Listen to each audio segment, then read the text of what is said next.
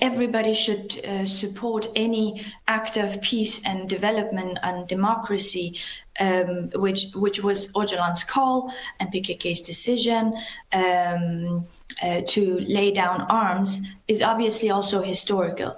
It shows that the Kurdish people in Bakur, as people, one nation, that they are democratic and that they seek political solution, and that is possible within the Kurdish cause, and it deserves serious support by international and national also levels.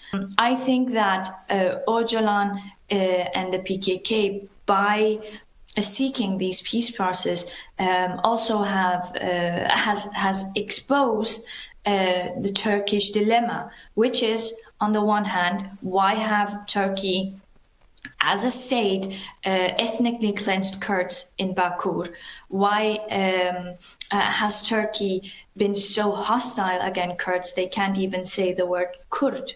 The second problem for Erdogan, his whole political situation is built on hostility towards Kurds. As for developing economic situation in Turkey, the climate crisis, the society problems, the developments in education, and other things that could develop the Turkish people and the land of Turkey, that has been exposed.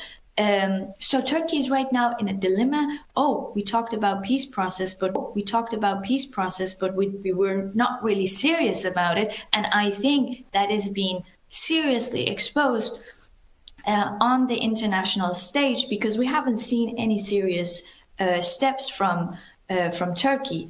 Rather, we have seen that PKK, in fact, are taking this really seriously, but we see hostility towards Kurds in Rojava, but also in Bakur. I obviously like European Union to take an actively step to support the peace process rather than US through political pressure, mediation, and conditional engagements.